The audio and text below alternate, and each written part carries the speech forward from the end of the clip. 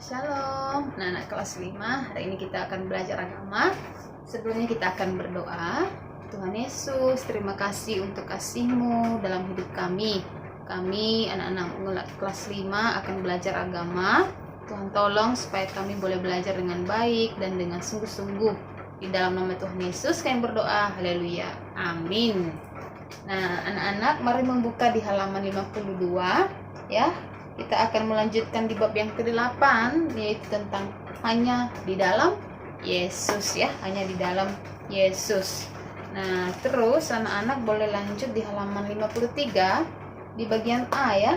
Di bagian A di situ ada bunyi firman Tuhan dari 1 Petrus ayat 1:18 sampai 19. Anak-anak boleh baca ya. Di situ mau dikatakan, sebab kamu tahu bahwa kamu telah ditebus dari cara hidupmu yang sia-sia ya, yang kamu warisi dari nenek moyangmu, itu bukan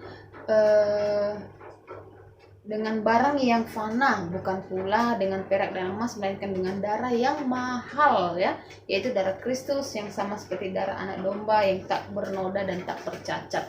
Artinya bahwa kita ditebus dari hidup kita yang sia-sia, dari keberdosaan kita ya, oleh Kristus, oleh darah Yesus Kristus yang mengalir di atas kayu salib, yang mengorbankan dirinya mati di atas kayu salib ya. Bukan kita ditebus dengan barang yang ini ya, yang seperti emas, perak, bukan ya, tetapi bukan juga barang-barang murahan, tapi dengan darah Kristus sendiri ya. Itulah yang menebus kita dari dosa ya. Dan itu dikatakan kurban yang sempurna ya. Yesus mati sendiri, Yesus mengorbankan dirinya, dan itulah dinamakan kurban yang sempurna.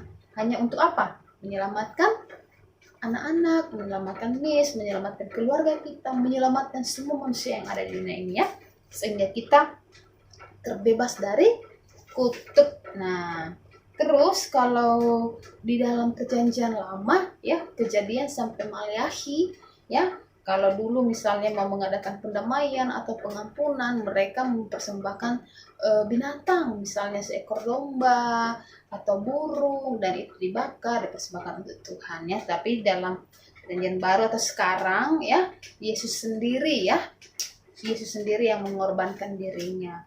Nah, anak-anak boleh membacakan ya di dalam ini, di halaman yang ke-53 masih di ini poin yang pertama ya. Kalian baca Imamat pasal 4 ayat 31 sampai ayat yang ke-32 ya. Nanti bisa diisi ya di sini ya. Ini sudah isi, nanti anak-anak boleh ini ya, boleh diisikan di buku cetaknya. Misalnya keterangan yang dikorbankan ya di dalam perjanjian lama itu apa? Sudah saya katakan tadi, domba, misalnya burung ya. Kalau ini perjanjian baru yaitu Yesus sendiri, dan nanti seterusnya ya, boleh diisi di dalam buku cetaknya.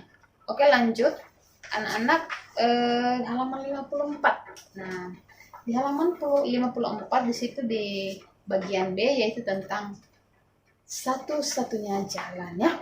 Satu-satunya jalan. Nah, di dalam Yohanes 14 ayat 6 dikatakan, akulah jalan dan kebenaran dan hidup. Tidak ada seorang pun yang datang kepada Bapa kalau tidak melalui aku ya. Tidak ada jalan lain ya.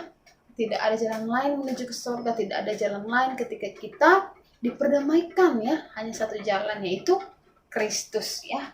Nah, terus anak-anak masih ingat di mana Tuhan Yesus dilahirkan?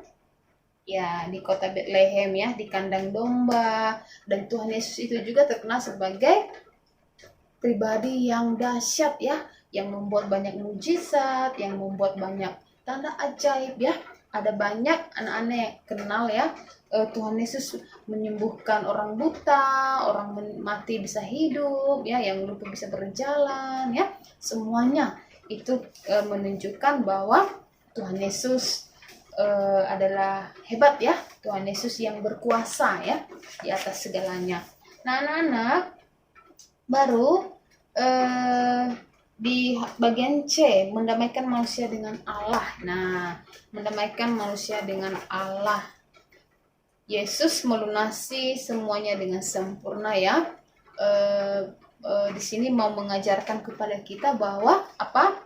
Bahwa Yesus mengorbankan dirinya kepada kita, mati di atas kayu salib, hanya untuk apa? Supaya kita bisa terbebas dari maut, supaya bukan kita yang disalibkan ya, sehingga kita bisa hidup sampai sekarang. Dan sebagai balasan yang harus kita berikan kepada Tuhan apa? Ya bersyukur ya, memuji namanya, tetap mengagungkan namanya ya, tidak mengecewakan hatinya. Di dalam Roma 5 ayat 10, coba anak-anak baca di situ. Sebab jikalau kita ketika masih seru diperdamaikan dengan Allah oleh kematian anaknya, lebih-lebih kita yang sekarang telah diperdamaikan pasti akan diselamatkan oleh hidupnya. Nah, anak-anak di situ juga mau ini ya dijelaskan bahwa penebusan manusia berdosa telah ini ya, budak iblis dibayar lunas sehingga manusia menjadi budak Allah ya. Seorang budak wajib menaati semua keinginan dan perintah tuannya ya. Dan yang dulunya kita diperbudak oleh iblis, yang dulunya kita begitu ini ya, begitu dipermainkan oleh iblis ya, sekarang kita sudah dibebaskan oleh Tuhan ya, dibebaskan oleh karena pengorbanannya di atas kayu salib. Terus di bagian D, nah imam yang agung. Nah, imam yang agung dalam perjanjian lama, seorang imam itu biasanya bertugas mewakilkan umat Allah ya, mewakilkan umat Allah. Imam mengorbankan seekor domba sebagai tebusan antara umatnya dengan Allah ya. Hanya seorang imam yang ini ya, yang bisa mengerjakan itu. Nah, setelah upacara selesai, Allah menyatakan pengampunan. Nah, terus anak-anak dikatakan Yesus Kristus sendiri. Kalau di perjanjian baru, Yesus Kristus sendirilah imamnya. Yesus menjadi imam yang agung. Yesus dikatakan sebagai imam yang agung ya. Dia sendiri ya, yang berdiri di hadapan Allah ya, untuk seluruh umatnya ya, untuk kita semua.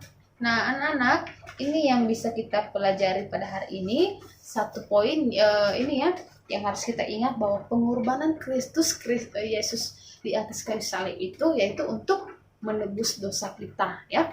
Pengorbanan Kristus Yesus di atas kayu salib itu supaya apa? Kita terbebas dari perbudakan iblis ya. Itu yang kita pelajari hari ini.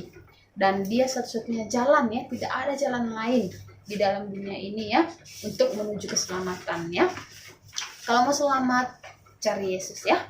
Nah, terus yang menjadi tugas kita yang harus kita kerjakan di dalam buku cetaknya yaitu di bagian ini, di bagian B dan di bagian C ya. Ini yang harus dikerjakan. Tuliskan puisi tentang pengorbanan Yesus untuk dirimu. Nah, temanya bebas ya. Terus apa kesimpulan pelajaran kita hari ini? Oke, demikian mata pelajaran kita hari ini. Tetap semangat. Tuhan Yesus memberkati. Kita berdoa. Tuhan Yesus, terima kasih untuk pelajaran hari ini. Biarlah kami terus bersyukur kepada Tuhan atas pengorbanan Tuhan Yesus dalam hidup kami. Di dalam nama Tuhan Yesus kami berdoa dan bersyukur. Haleluya. Amin.